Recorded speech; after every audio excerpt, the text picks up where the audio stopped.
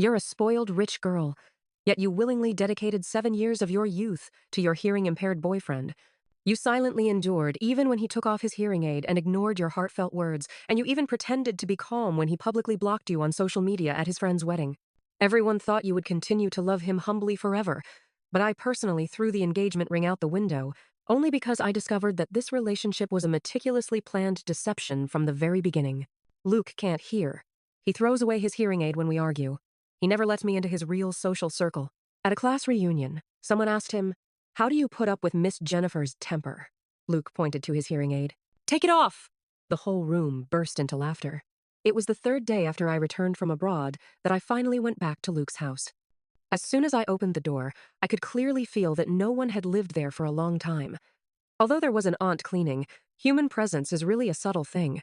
I carried my bag to the entrance and checked the surveillance camera at the door. The surveillance archive only went back a month. And in that month, Luke hadn't come home once. Good. At midnight, the stereo in the master bedroom was still playing. My heart is pounding. Love is like a raging fire. You are smiling, and I am the crazy one. I was lying on the bed playing games. The music BGM was too loud, so much so that I didn't notice the movement at the entrance door.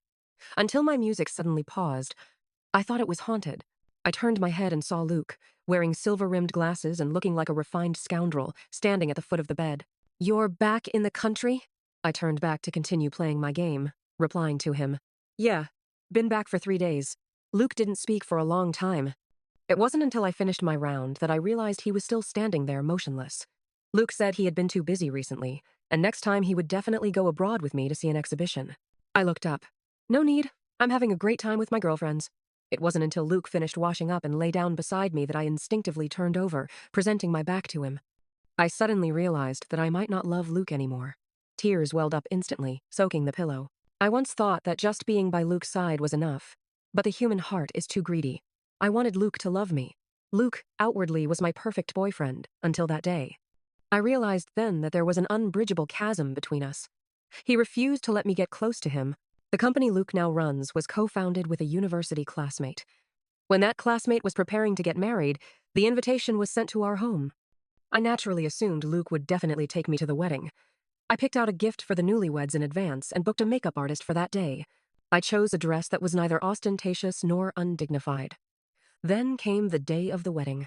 From quiet anticipation to disappointed embarrassment, all I saw was a WeChat Moments post from a mutual friend of Luke's, a group photo from the wedding. It turned out Luke was a groomsman. The bridesmaid next to him was looking up at him with sparkling eyes. After refreshing again, this Moments post was blocked from me. I couldn't see it anymore. I didn't want to be like a resentful woman, crying at home and questioning Luke. Why? I tried hard to compose myself. When Luke came home, I was still looking at my tablet. I just casually mentioned, "You're back." When Luke walked through the living room, I pointed to the gift box wrapped on the coffee table. "This is the jewelry I'm giving to the bride. Remember to deliver it," Luke grunted in response. This incident left a huge gash in my heart. The day the wound festered was Valentine's Day. I went to Luke's company to have dinner with him. As I passed the front desk, I paused. The receptionist asked me, "Hello, miss. Who are you looking for? Do you have an appointment?" I was about to answer. The receptionist's eyes suddenly lit up, and she smiled sweetly, no longer with a professional fake smile. "Good afternoon, Mr. Luke." My gaze flickered back and forth, and the wedding group photo flashed through my mind. Then I remembered that this receptionist was the bridesmaid that day. I took a step forward, and Carlos, Luke's secretary, instinctively stepped back. I directly linked my arm with Luke's. "I'm looking for your Mr. Luke. Do I need an appointment?" I said this while looking at Luke, but it was meant for the receptionist, and Carlos, the secretary, was the one who answered. No, Miss Jennifer. You certainly don't need an appointment. Just call me directly, and I'll come down to pick you up," Carlos's secretary said with a smile. Luke frowned. "Why didn't you call ahead?" I said. "Otherwise, how would it be a surprise?" Of course. For Luke, it was probably just a shock. As I rode the elevator up with Luke, the receptionist rushed over with a stack of documents, shouting for us to wait for her. Carlos's secretary instinctively pressed the hold button. When the receptionist entered, I could see the look of utter despair on Carlos's secretary's face. His face was filled with the embarrassment of wanting to jump out of that elevator. The receptionist quickly stepped in, saying, "Sorry about that, but here's a document Mr. Wan needs right now." Luke nodded. The hearing aid in his ear was quite noticeable. The receptionist suddenly blurted out, "Brother Luke, can you hear just by wearing this?" She pointed to her own ear. I stared at her stiffly. Before Luke could answer, she suddenly realized something and quickly apologized. I took my hand out of Luke's arm. Luke turned to look at me. I glared at him. Luke turned back and said, "If you know it's rude, then don't speak." His expression was cold, and he uttered those words with steady emotions, yet they were incredibly damaging. The young receptionist's eyes turned red with fear. After the receptionist got off on her floor, it was Secretary Carlos who smoothed things over. "Miss Jennifer, I apologize. The young lady just now is Mr. Juan's wife's sister. She's here for an internship and doesn't know the rules." I felt sorry for Secretary Carlos. When we reached the top floor, I didn't get out of the elevator. I said to Luke, "Sorry, I forgot I had an appointment today." This meant I wasn't planning to have dinner with Luke. Secretary Carlos even tried to salvage the situation. But Luke stood still and said, "Okay. Call me when you're done." The elevator doors closed automatically. As the elevator descended, Luke and I exchanged glances. And as it went down past the glass doors, we plunged into darkness. I would never know the conversation he had with Secretary Carlos after I left. "Aren't you going to comfort Miss Jennifer?" Luke said. "All I need to do is learn to accept all her ideas, isn't that right?" Secretary Carlos remembered his boss's past and kept quiet. After all, the Delaney, in Miss Jennifer Delaney, was the Delaney of the Delaney Group. Another year passed, and a high school classmate whom both Luke and I knew got married and invited us. Luke had a meeting that day, but at my strong insistence, he still went.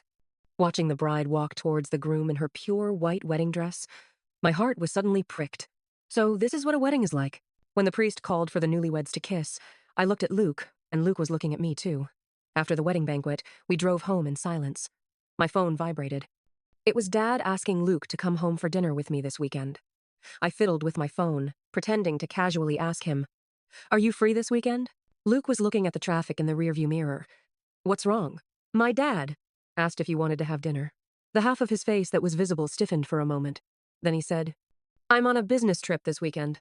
But I pressed on. "Then what about next weekend? The weekend after that?" Luke didn't say anything. As we passed through the tunnel, the streaks of streetlights vanished from us. In the darkness, I asked him, "Luke, do you hate me?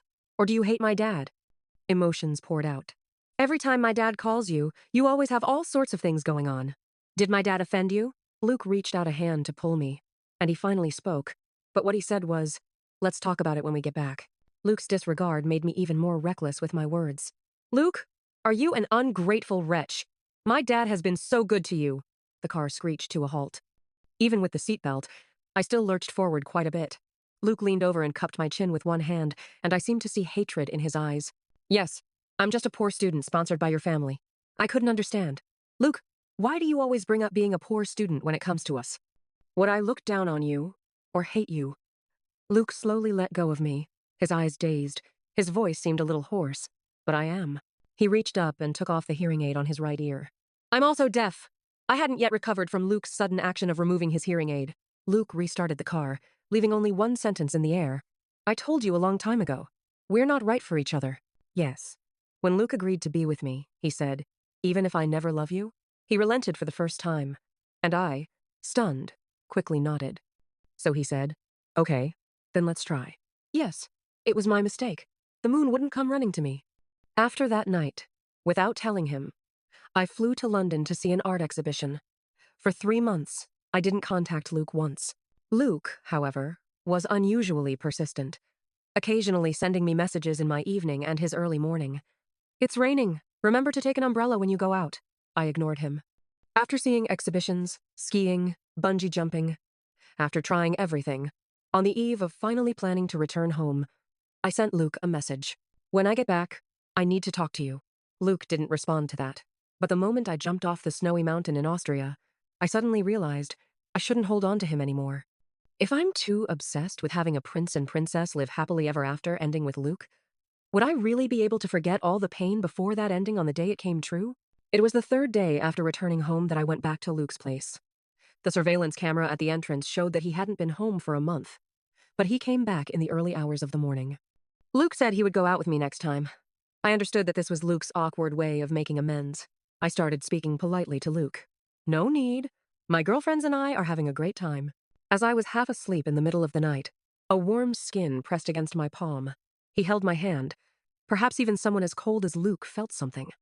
The next day, I slept until the afternoon, then got up and started packing. I even brought an empty suitcase from home. When I was tidying the bedside table and opened the drawer, there was a velvet box I had never seen before. I was a little scared, but I still reached out and opened the box. It was a ring. It was the gift I had always dreamed Luke would give me, a ring. The afterglow still shone into the room through the sheer curtains by the window and into my eyes. The apple engraved on the inner ring. It was glowing. Inside the small box was also a note that read, "You are the apple of my eye. You are the most precious person to me." The signature was from Valentine's Day 2 years ago. The silhouette on the floor, illuminated by the setting sun, suddenly gained another figure. I looked up. Luke was back. I picked up the ring and walked over to Luke, holding back my tears. My neck veins bulged as I shook the ring and questioned Luke. "So? Is this what you call we're not a good fit?" Luke glanced at the note that had fallen to the floor and bent down to pick it up. I reached out and knocked the note away again. "Speak up! Can't you speak, Luke?" Luke always easily ignited my emotions. But clearly, in the beginning, we weren't so full of opposition and conflict. Luke was a scholarship student in the Pearl class, with all his tuition and grants funded by the Delaney Group. And Luke was a special one in the Pearl class. Special in that he was hearing impaired. Poor student, hearing impaired, top student, these words brought a swarm of media to publicize the school. The first time we met, crowded reporters were interviewing Luke about his feelings on receiving the funding. A sharp-eyed reporter noticed me, almost pressed against the wall. "Luke, the girl behind you, Jennifer, is your sponsor's daughter. Won't your daily interactions be a bit awkward?" "Oh, help me!" Luke didn't know me at all. But Luke smiled and told everyone to step back, pulling me from the dense crowd to a safe spot. "Jenny is a great student, always friendly with her classmates." After the incredibly awkward interview, as we walked back to the academic building, he brushed past me on his way back to class. I noticed something different in his ear. "Can you hear with just that?" I was very curious. It wasn't until Luke turned around that I realized I hadn't kept that rude remark to myself. But Luke turned back, looking at me with a half smile, and replied, avoiding the question. "I have another ear to listen with. If Jennifer from 10 years later were here, she would surely miss high school Luke." At this time, Luke wasn't mute yet, but standing here was 17-year-old Jennifer. This inexplicable answer struck her heart. I started wanting to be friends with Luke. I actively sought him out to chat. Luke was good at studying, so I used the excuse of having him teach me to go to his class every day. I even went to audit their class. During a group English dialogue practice, Luke said his favorite fruit was apples. So that Christmas, every desk in Luke's class was filled with bright red apples. From then on, the entire Pearl class knew me. Only Luke knew that his gift was different. He received a unique greeting card, which was also the highlight of my intelligence and emotional quotient. The card read, "You are the apple of my eye." Although Luke didn't respond, I could feel that his hardened heart seemed to soften a little towards me. One day after school, I forcibly took Luke to a bubble tea shop to share my favorite bubble tea. When we sat face to face, I kept stammering, trying to say something. Luke saw me struggling and sighed. "Go on. What do you want?" I smiled triumphantly and stirred my bubble tea with a straw. "First, let me just say, I'm just curious. I've searched online, and it says that some people with hearing impairments aren't completely deaf." "What about you?" Luke smiled gently. "Yes, that's right. I need a very, very loud sound close to my ear for a long time to hear anything. Can you take them off then?" I asked him. Luke has been so well behaved lately. He's been very cooperative with me. He took it off. I leaned into his ear and spoke a little louder than a normal speaking voice. "How about this?" Luke didn't react at all. I was so caught up that I forgot he could hear perfectly fine in his left ear. I shouted into his ear, "I like you." Not only did Luke know then, but the whole world knew. The whole world knew Jennifer liked Luke very much. But Luke liked Jennifer, and even Jennifer herself didn't know. "Speak, Luke!" 27-year-old Jennifer was also shouting at Luke. Luke rushed over and hugged me. He stroked my head. He held me in his arms, as if I were something very precious. "I'm sorry, Jenny." He kept rubbing my head. I pushed him away with my hand. 7 years. We've been together for 7 years. Can't you really give me an explanation? Even if you just lie to me. What have you been doing all these years? Neglecting me on one hand, secretly buying rings on the other? Okay, I admit it, Luke suddenly spoke. I admit I'm despicable. My eyes widened. I was afraid to admit my feelings, so that if you ever wanted to leave me, I could also say, "I don't like you. Your world is so dazzling. and I'm just a dusty existence. I even have a disability. Luke looked down at me, his eyes lowered. It was the first time I'd seen him look so cautious. I took a deep breath, trying to hold back my tears. I failed. Tears rolled out of my eyes. What about me then? Luke, you make me feel like I don't deserve love and marriage. In the end, I couldn't hold back and poured out all my pain to Luke. You never introduced me to your social circle. Even when your friend's wedding invitation arrived at our home, how long did I wait for you? Waited for you to ask if I wanted to go with you? I didn't want to cry, my right hand brushing away the endless tears. But I waited until I saw the wedding group photo on social media, before I dared to believe that Luke, who seemed so good to me, actually didn't like me at all. Luke's fingers curled and trembled. I'm not. I cut him off directly. Luke, don't tell me that someone as smart as you couldn't see that the receptionist liked you. She was the bridesmaid that day, wasn't she? But you still kept her in your company. Luke furrowed his brow. Jenny, the company isn't just mine. I sneered. Luke, I understand now. Your scumbag tendencies and your love can coexist. I looked down at the ring. I'll keep the ring. I touched the engraved English part with my fingertip. Then I turned and forcefully threw the ring out the window. I looked back at the stunned Luke. I decide how to deal with it. Luke immediately turned to go downstairs to look for the ring. I called out to him. Luke, it's no use even if you find it. Luke turned around, his eyes bloodshot. How can it be useless? I extended my index finger and pointed to where his heart was. Because it's too late. That's what I wanted before, but not anymore. Luke grabbed my fingers. Jenny, don't you want me anymore? He looked so pitiful, like a wet puppy. I sighed and shook my head. Let's break up. Luke suddenly rushed over and hugged me tightly. I'm sorry, Jenny. I'm sorry. I tried to push him away, but couldn't. But I don't love you anymore. Luke instantly stiffened. You're lying to me, aren't you? I know I was wrong. I won't be difficult anymore. I turned my head and saw Luke was about to cry. I continued. I'm finally willing to let go. You should be happy for us. Luke emotionally ripped off his hearing aid and threw it hard onto the bed. I looked at the hearing aid buried in the quilt. I said softly, I never thought that just because you're poor and can't hear, you're pitiful.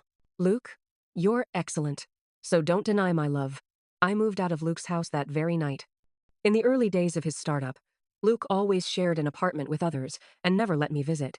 This house was bought by Luke himself after his startup succeeded, and both our names were on the deed.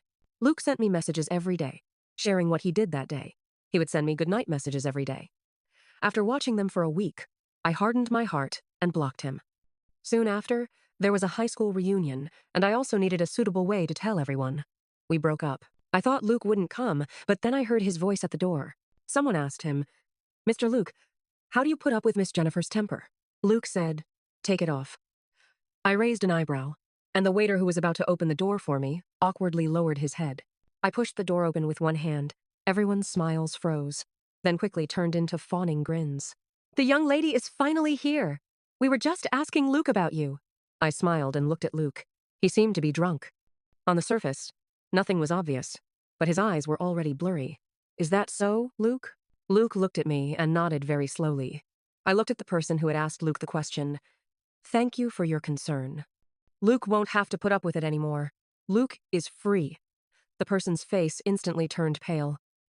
Miss Jennifer, I didn't mean that. Luke staggered to his feet, shaking his head. Jenny never throws tantrums at people for no reason. Jenny never looked down on me. I take it off, and I can't hear it. Jenny didn't break up with me. The whole room was silent. No one had ever seen Luke like this. Neither had I.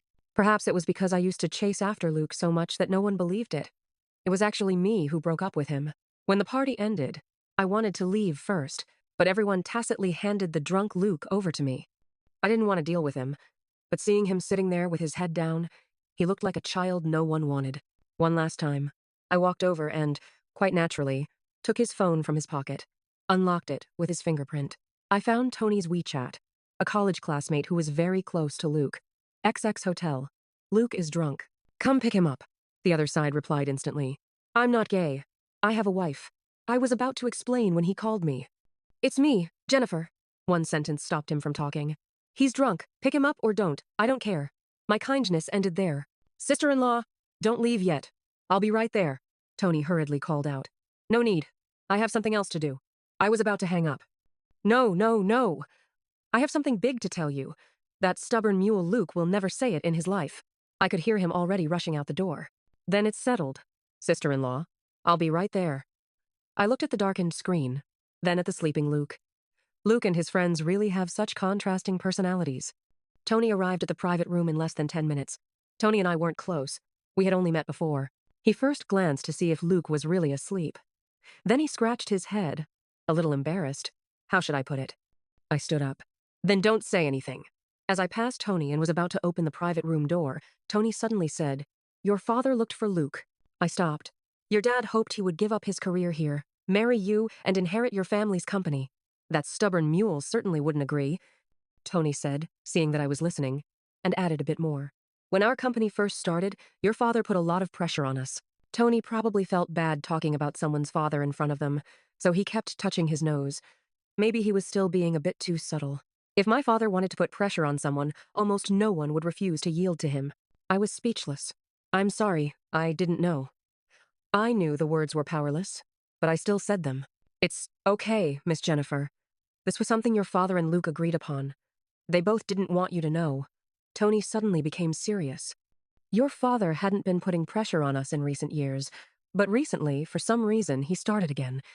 He must be troubled, too, with the company constantly changing due to his good brother's emotional issues." Tony also said that their proposal was recently leaked, and Luke, in an effort to salvage the situation, had been working day and night at the company to revise the plan. But in the end, he still chose to resign. He resigned. I was even more surprised. This was another thing I knew nothing about. Tony nodded. He didn't want to drag us down. "I think I can understand why Luke didn't take me to the other party's wedding. It would have looked like a declaration of war. Having heard so much, I needed to process it. I promised Tony, I will verify with my father, and if it's true, I apologize to you all, and I will make my dad stop." Tony then said one last thing, completely unrelated to the previous sentence. "If even you abandon him, he'll have nothing left." It took me a long time to find my voice again. But I think Luke is right. We're not a good match. I returned home late that night. My dad was actually home today. Auntie said he'd been abroad recently. After hearing what Tony said, I felt a bit awkward, slowly taking off my shoes with my head down. My father called me over. "Jenny, were you out with friends?" I shuffled in my shoes, nodding. "It's our high school reunion," he said with a cheerful smile. "Oh? So you went with Luke?" He spoke of Luke very kindly. My father had mentioned before that he thought highly of Luke. I sat on the single sofa next to him and hugged a cushion. I carefully watched my father's expression and slowly said, word by word, "No, we've broken up." My father's face instantly changed. But then he said to me, "It's okay, Jenny. We'll meet someone better." "Mm-hmm," I nodded. Although my parents didn't love each other, it was just an ordinary business marriage. My mother had long since separated from my father and immigrated abroad in recent years. But from childhood, my father had doted on me. I couldn't believe he would treat someone I loved this way. I couldn't even understand why he insisted on forcing Luke to inherit our family company. Before my father went back to his room, he asked the auntie to bring me a glass of milk and told me to go to bed early. The seed of doubt was planted in my heart, and the next day, as I passed the study, I heard my father on the phone. Fragmented sounds came from inside the door. "Luke, you broke up with Jenny, and you still signed." I quietly turned the doorknob. My father's words, "Only when Jenny likes you are you worthy of my attention," directly entered my ears. My father finally noticed the half-open door, stopped talking, and hung up the phone. I also pushed open the door. There were some scattered documents on the floor. I squatted down and picked up the most prominent one, a paper with an official seal. It was the prenuptial agreement between Luke and me. It clearly divided our assets. The Delaney Group would be chaired by Luke until our children came of age. Luke would never own shares, only enjoy dividends. If Luke did anything to tarnish the Delaney Group's reputation, he would leave with nothing. Luke's name was already signed at the bottom. I took the paper and walked to the desk. "Dad, am I that desperate to get married? Why does it seem like I'm so unwanted that I have to marry Luke? Wouldn't I be embarrassed? Even my father had to force Luke to marry me?" My father stood up, looking at me a little helplessly. "Yes, I like him, but what's the point of a forced marriage?" I couldn't understand. There was a long silence between my father and me. My father said, "But Luke agreed to be with you. It's also because his mother is sick and needs a lot of money." It felt like I was listening to a fantastical ghost story. But my father continued to tell me the truth. Since Dad can control him, and he agrees, Jenny will also be very happy. So why not? It turns out that when a person is in extreme pain, they can feel their heart ache, go numb, and hurt so much that they can't breathe. My mind went blank, and tears welled up uncontrollably. For 7 whole years, I had been living in a deception created for me by my father and Luke. It turns out that it was all fake from the very beginning, wrong, and full of self-interest. I thought I had finally moved him. My voice gradually choked. He clearly had already softened towards me. My father walked around the desk towards me. Jenny, since we can fulfill your wish sooner, why waste time chasing after him? Your father is an experienced man, and I know very well that only with a bond of mutual interest can you and Luke last long and stably. I couldn't believe what I was hearing. My father had never shown me this side of him. I cried and asked him, "Then what about you and Mom? Did you two ever truly love each other for even a second?" My father seriously explained to me, hoping I would listen. Luke is different. Yes, he is different. He's a poor student. He's also hearing impaired. So, Dad, can you just trample on other people's lives without any scruples? I abruptly pushed my father's hand away. I roared, "You're not just trampling on his dignity. You're trampling on mine, too." My father looked at me helplessly. "Jenny, you don't understand. Dad is doing this for your own good. I don't need it. How dare you hurt me under the guise of doing what's best for me?" I was so angry I turned to leave. Just as I walked out the door, I heard a huge thud behind me. I looked back and saw my father on the floor. He was clutching his heart with his right hand, gasping for air. I immediately rushed over. "Dad, what's wrong? Dad!" My hands trembled as I frantically searched for my phone, but couldn't find it. I held my father and turned to shout downstairs, "Auntie, call an ambulance quickly! Quick!" My father was soon rushed into the emergency room. I stood at the door, looking at the closed door. Not long after, a nurse hurried out and handed me a piece of paper. "Family member, please sign your name quickly." I looked down and saw a critical illness notice. I stumbled back a step, feeling dazed. I knew I couldn't delay. I forced myself to stay strong and signed my name. I quickly asked the nurse, my voice trembling, "What exactly is wrong with my dad? Please, you must save him." The nurse looked at me in surprise. "Don't you know? Your father has a history of myocardial infarction." After saying that, the nurse took the signed notice from me and jogged back into the emergency room. I stood there stunned. How could it be? A myocardial infarction. I had no idea. 2 people quickly walked down the very quiet corridor. My father's assistant and Luke. After the assistant nodded and greeted me, he kept making phone calls. Luke stood behind me and hugged me. I was really scared. My whole body was trembling. I pushed him away, my teeth chattering. "Don't want you." I couldn't face Luke. Every time I saw him, I remembered the scene of my argument with my father. I also couldn't imagine what Luke was thinking when he agreed to me. When he looked at me, it's all because of this woman's love, which bound and harmed his whole life. I choked out. "Luke, I'm serious. You don't have to pretend to like me anymore. You were forced to be with me. Forced to sign an unfair agreement against you." I paused. "We're both at fault, but can you please stop acting?" I looked up at Luke, who was standing there. His eyes were shattered. He tried to explain. "No, without your father, we would still be together." He reached out to pull me, the veins on his hand bulging. I dodged him. I couldn't cry anymore, and asked seemingly calmly, "How can we be together if we're deceiving each other? Even when we're together, our hearts are far, far apart. I don't want to live like that anymore." Luke was about to speak. The emergency room light suddenly went out, and then the door opened. My father was wheeled out. A white sheet covered his face. The world was silent, my ears ringing. I wanted time to stop, not to move on so cruelly. But time kept flowing. The doctor removed his medical mask and said to me with a serious expression, "Please accept my condolences." Everyone was looking at me. I looked at my father lying there. Was it me? Did I anger Dad to death? My hands trembled as I wanted to take another look at my father, but my special assistant stopped me. "Miss, please accept your condolences. I never imagined that my last meeting with my father in this world would be an argument. The last image my father saw before closing his eyes was my back. I kept gasping, my soul floating on clouds. This must be fake. This is fake." My mind went blank, overwhelmed by the immense shock, and I fainted. Someone caught me. When I woke up again, it was already the next day, and my right hand was still on an IV drip. Luke was leaning by my bed and helped me up when he saw me awake. "Dad, I tried to speak but found no sound came out. Seeing this, my special assistant immediately called the doctor, who said that a person's spirit, under severe shock, might experience aphasia. This situation suggests seeing a psychologist for gradual adjustment. After the doctor left, the special assistant told me, "Actually, Mr. Delaney was diagnosed with heart disease a few years ago. Mr. Delaney loved you very much. He wouldn't blame you. He hoped you could be happy." Hearing this, my tear ducts seemed to start working again. Hot tears streamed down my face. "Miss Jennifer." "My condolences." The special assistant bowed deeply to me. I lay on the hospital bed, turned my head, and tears kept sliding down to my ear. I looked at the rising sun. I thought, my father would never see it again. On the day of my father's funeral, the weather was terrible. Dark clouds hung low, and a gust of wind brought a light rain.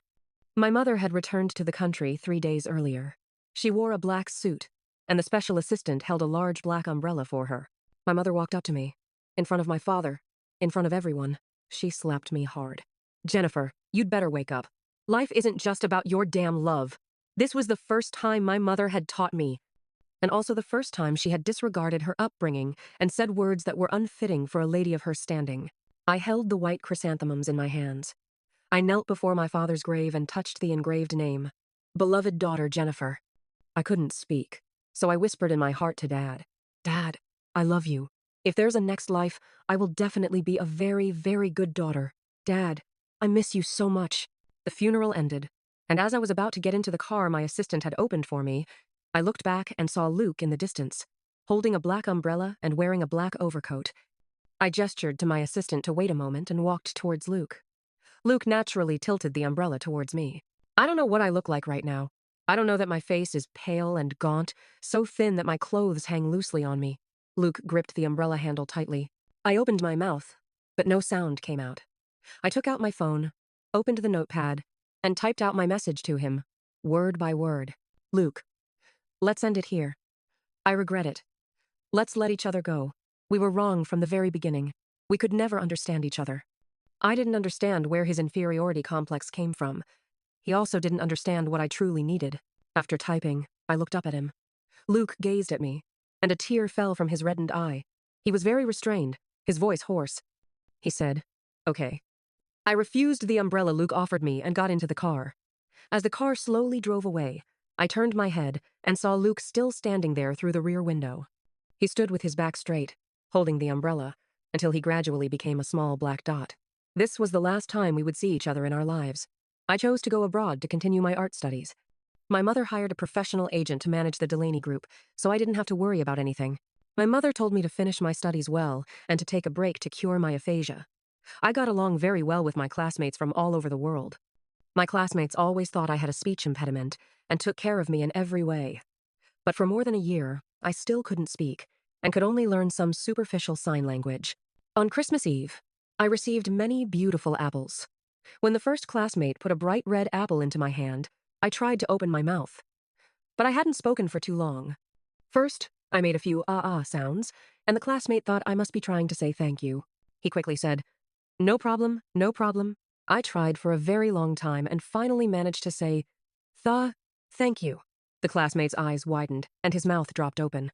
"The apple created a medical miracle." I laughed. The classmate also laughed with me. A long, long time later, I met a man on the snowy mountain where I had once bungee jumped. His name was Jack, and he was Chinese American.